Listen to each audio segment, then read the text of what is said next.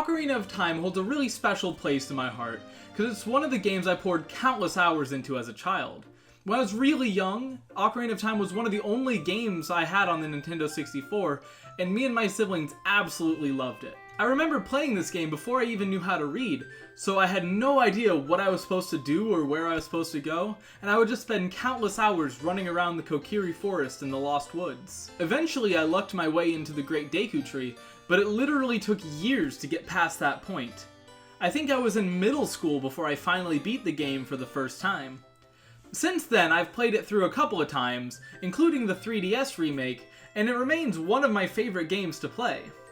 The Legend of Zelda is one of my favorite game series of all time, and Ocarina of Time remains one of the best of the entire series. One vital component of any Legend of Zelda game is great dungeons, and Ocarina of Time has some of the best the series has to offer. All of the dungeons are incredibly unique and iconic, and are a huge leap forward from previous entries in the series, taking full advantage of everything the Nintendo 64 has to offer. Because of this, I want to take a closer look at the dungeons from a design perspective and see how they stack up to one another. In order to do so, I'm going to be taking a look at each dungeon in the order that you play them, and decide where they rank. We start at the very beginning, which I've been told is a very good place to start. The Deku Tree is the one dungeon that I've spent more time in than any other, and it'll always hold a very special place in my heart. I know this dungeon like the back of my hand, if the back of my hand were a gigantic tree dad with fantastic facial hair. Turns out, Tree Dad caught a bit of a bug and is feeling a little under the weather, so like any good son, it's Link's job to walk into his mouth and kill stuff until he feels better. The Deku Tree is a very solid, if a bit basic, introduction to everything that players are going to need to know going forward, while also being a fantastic showcase of the Nintendo 64's abilities and the possibilities of the third dimension. When players walk into the Deku Tree, it is unlike anything they would have ever seen before, especially in a Zelda game. The entire dungeon takes place around one large open central area, and really emphasizes the vertical component, something that wasn't possible before. As Link climbs and explores this large room, he is introduced to classic Zelda components like the compass, map, and a key item that is required to defeat the boss. This dungeon, with one exception that I'll get into in a second, does a brilliant job of teaching the player a lot in a really short period of time. It is also full of really memorable moments, such as when you have to leap from the top of the tree to break a giant spiderweb, only to fall even further down. This moment really impressed me as a kid. Equally memorable was the introduction of the game's first boss, Goma, which honestly used to scare the crap out of me. While this boss is a piece of cake nowadays, it still makes for one of the most memorable moments in the whole game. However, there are a few things that hold it back. First, because it appears so early on in the game, it is pretty basic, and it doesn't have much going on compared to some of the later dungeons. Second, it is a very visually unappealing dungeon, mostly being muted shades of gray and green. Finally, because it is the first dungeon in the game, Navi feels the need to interrupt me with basic information every 5 seconds. I know how to open a door, Navi! Hey! Listen! No, you listen! For these reasons, I rank the Deku Tree 5th. Now that Tree Dad isn't looking over his shoulder, Link starts getting into trouble and decides to sneak into some girl's house. However, she isn't impressed and wants Link to bring her some jewelry first. She gives Link permission to go up to Death Mountain, the place where all the rocks live, to find some good stones for her. There he meets the Gorons and asks them for help. After all, they eat rocks, so they probably know what they're talking about. Turns out, the place with all the good rocks has been invaded by a bunch of bomb lizards called Dodongos, so they ask for Link's help clearing it out so they can get back to munching on those delicious, delicious rocks. There isn't really much to say about Dodongo's Cavern, as it's a pretty basic dungeon all things considered.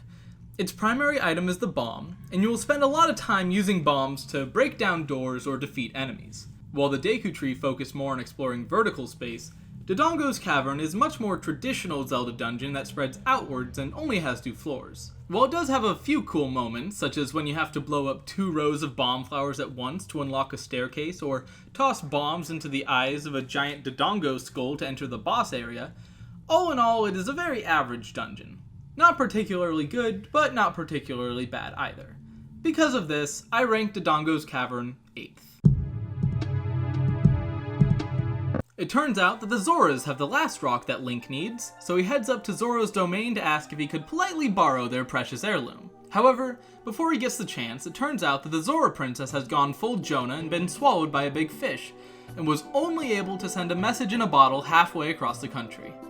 Link decides to help, so for the second time in 2 dungeons, he finds himself inside another living creature. It turns out that this fish is also a TARDIS, because not only is it way bigger on the inside, but it also inexplicably contains functioning doors, moving platforms, and a whole ecosystem of electrified jellyfish.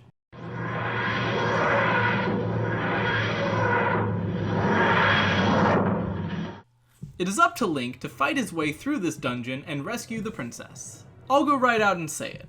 Lord Jabu-Jabu's belly is one of the worst dungeons in the whole game. It has a number of problems, but I'll try to list a few of the most major. First, the whole thing is just gross. The walls, floor, and ceiling are supposed to represent the inside of the creature, and it's all pink and fleshy and pulsing. The whole thing is very off-putting. The second problem with the temple is Princess Ruto herself.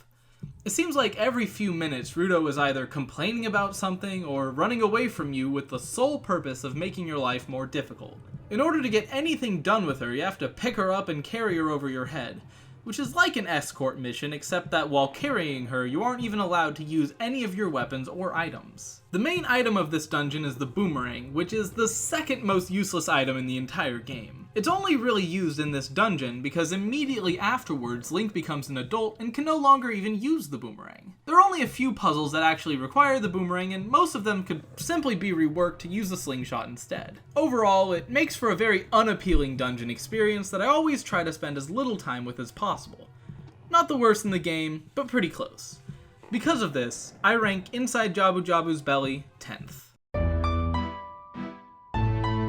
At least some good came out of that whole ordeal. Not only did Link get the final stone, but he also got engaged! Mazel tov! However, stuff soon starts going downhill. After Zelda left him with her instrument, I don't remember what it's called, some sort of flute, he opens a door and grabs himself a Master Sword. Satisfied with a job well done, Link takes a quick nap. But when he wakes up, everything has gone to heck, I swear. Take your eyes off him for 7 years! Now that Link is an adult, he needs to get with the times. Stones are out, and collecting commemorative coins is in. He needs to start collecting, and he knows just the place. The first temple Link goes through as an adult is also one of the best. It really plays up the darker tone of this second part of the story, with a really creepy haunted house vibe. This dungeon also has one of the coolest layouts and some of the best puzzle designs not only in Ocarina of Time, but in the entire series. Several rooms have an almost MC Escher-like design to them, twisting and curving in unnatural ways. As Link goes through the dungeon and solves puzzles, these rooms will rotate, which means that what used to be the floor is now the wall, which can open up new passageways that weren't accessible before. In addition, it's also one of the only dungeons in the game to include outdoor areas, which really helps to give it a grand, impressive feeling. The key item for this dungeon is the fairy bow, which is one of the better items of any of the dungeons. While at first it may seem like a simple replacement for the slingshot, which is no longer usable as an adult, it actually has a much larger number of uses, although many of these uses will only be fully explored in later dungeons. The main goal of this dungeon is to face and defeat 4 ghosts called the Poe Sisters before coming face to face against Phantom Ganon himself. The Phantom Ganon fight is a great boss fight with a couple different stages. The first stage has Phantom Ganon running in and out of paintings, which really fits with the surreal atmosphere of the whole dungeon. The second portion gives Link some much needed tennis practice, which will come in handy later.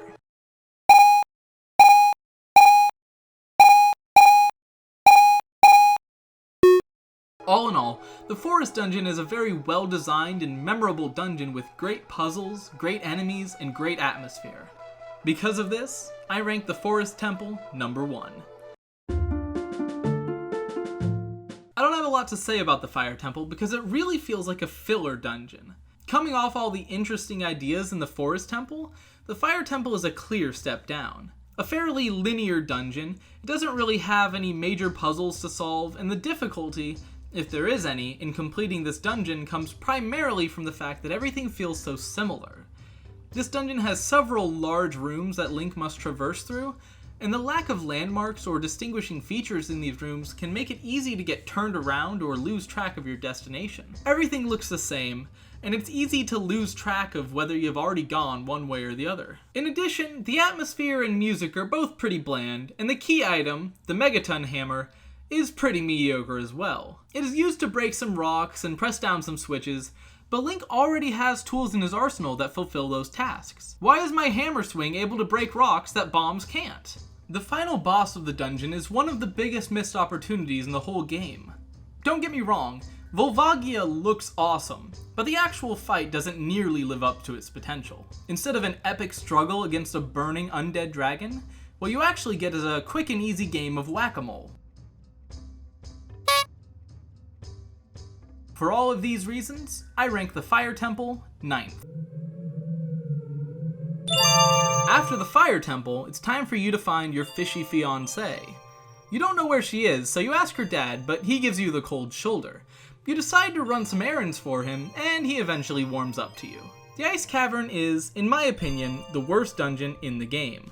Luckily, it is a very short dungeon, but it has its own map, so it counts. I tend to dislike ice levels in games in general, and this dungeon is a perfect example of why. First off, everything is so slippery. When I'm playing a game, I want to be able to control my character, and I can't stand the slipperiness of the controls when you try to run around in an ice level. This is especially bad in platforming games where you need to be able to make very precise movements, but it can still be frustrating in other genres of games as well. In addition to the slipperiness of the ice, there are also a bunch of enemies around the temple that will instantly freeze Link whenever they touch him, which prevents you from moving for a few seconds. This is yet another thing in the dungeon that takes away control from you, the player, and really all it does is waste your time while you sit there waiting to unfreeze. Finally, ice block puzzles. These are a type of puzzle where you have to push a block of ice around a room in a specific way in order to achieve some objective. Of course, you know this already because they've appeared in every game ever. I just think this is a really overused and unoriginal type of puzzle, and like everything else in this dungeon, just feels like a waste of time. This dungeon doesn't even really have a boss. The final enemy that you fight is just a white Wolfos, which is literally just a normal enemy that you can defeat in like 2 hits. The key item of the dungeon is the Iron Boots, which appear at the very end and aren't even used to solve any of the puzzles in the dungeon. All in all, this dungeon feels really rushed, and the only thing it succeeds at is making me shiver when I think about it. For these reasons, I rank the Ice Cavern 12th. Those are the first 6 dungeons in the game, but we still have a long way to go. Unfortunately, I don't have time to go through all 12 dungeons in one video, so I've decided to break this up into 2 parts. Join me next week to figure out where the rest of the dungeons rank, and I'd love to see your theories and predictions in the comments down below. If you enjoyed this video, give it a like, and subscribe so that you don't miss when I put out new videos. If you want to see more, check out my other videos, like my last video on what would happen if Magic the Gathering put out a 6th color. I also have over 100 articles on RemptonGames.com, which you can check out in the description down below. And join me next week to find out where the rest of the dungeons rank. Until then, thank you so much for watching, and I'll see you all later.